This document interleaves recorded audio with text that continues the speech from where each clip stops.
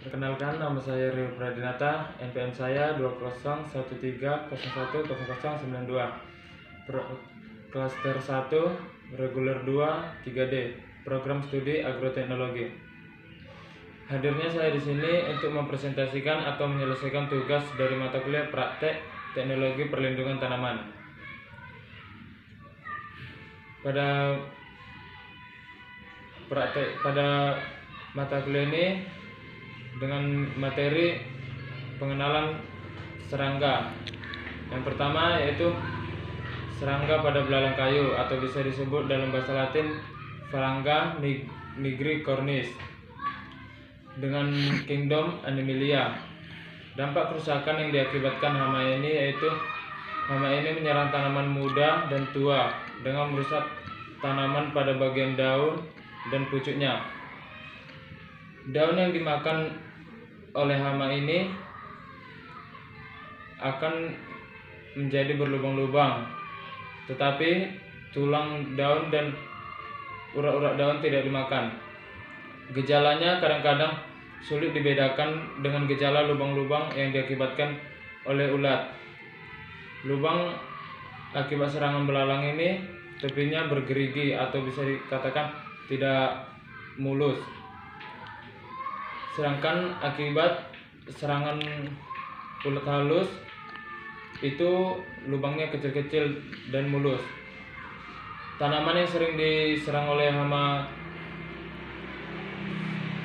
belalang kayu ini terjadi pada kapas, kelapa, kopi, coklat, dan lain-lain.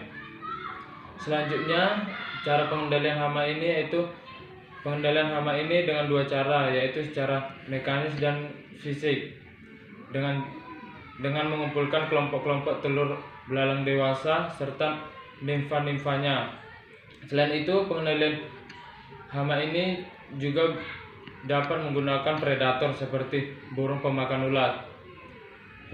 Pengendalian hama ini juga bisa menggunakan pestisida dengan cara menyemprotkan pestisida yang disesuaikan dengan rekomendasi untuk hama belalang kayu. Dan kedua, ulat Jerman atau bisa disebut dalam bahasa Latin Jopobus mario. Dampak kerusakan yang diakibatkan oleh hama ulat Jerman ini yaitu kerusakan pada buah seperti buah apel, buah jambu biji, dan lain-lain. Selain itu, hama ini juga menyerang sayur-sayuran seperti kol, sehingga mengakibatkan buah dan sayuran yang dimakannya berlubang, bahkan bisa membusuk. Dan cara pengendaliannya yaitu hama ini bisa menggunakan hama predator seperti burung pemakan ulat. Pengendaliannya juga dapat menggunakan alat pestisida sehingga hama ini dapat berkurang. Selanjutnya yang ketiga yaitu hama kutu daun atau bisa disebut dalam bahasa Latin Apidoidea. Kerusakan yang diakibatkan hama ini yaitu hama ini hampir menyerang semua tanaman, termasuk salah satunya itu cabai, sehingga membuat tanaman tersebut menjadi susah berkembang. Dan yang paling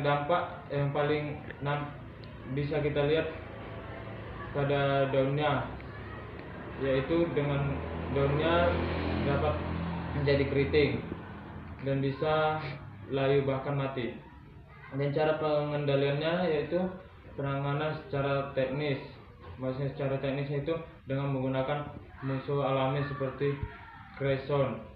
Dan kedua, secara kimia yaitu dengan menggunakan bahan-bahan pestisida. Dan yang ketiga bisa juga dengan cara memotong bagian tangkai atau bagian daun yang diserang oleh hama ini. Selanjutnya yang keempat yaitu hama walang sangit atau bisa disebut dalam bahasa Latin Leptocoryza orotorius. Kerusakan yang diakibatkan hama ini yaitu hama ini umumnya menyerang tanaman padi pada fase pemasakan dengan cara mengisap cairan butir padi yang sedang mengisi sehingga menyebabkan butiran padi itu kosong atau tidak berisi. Dan cara pengendaliannya yaitu bisa dengan cara kultus teknis atau bisa disebut penanaman serentak. Dengan melakukan penanaman serentak ini, hama walang sangit ini bisa berkurang. Dan cara pengendaliannya satu lagi yaitu pengendalian dengan bahan kimia atau bahan pestisida. Dan yang terakhir, yang kelima, yaitu ulat penggulung pada daun pisang atau bisa disebut dalam bahasa Latin Orionototrax.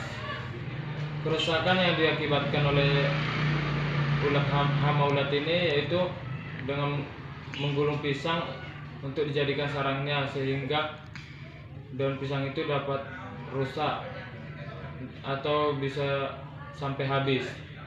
Dan cara pengendaliannya yaitu secara manual dengan mengumpulkan atau mengambil daun pisang yang tergulung yang diakibatkan oleh ulat ini. Dan salah satunya untuk pengendaliannya yaitu menggunakan predator alami, yaitu burung-burung yang suka memakan ulat. Sekian presentasi penjelasan saya tentang hama serangga pada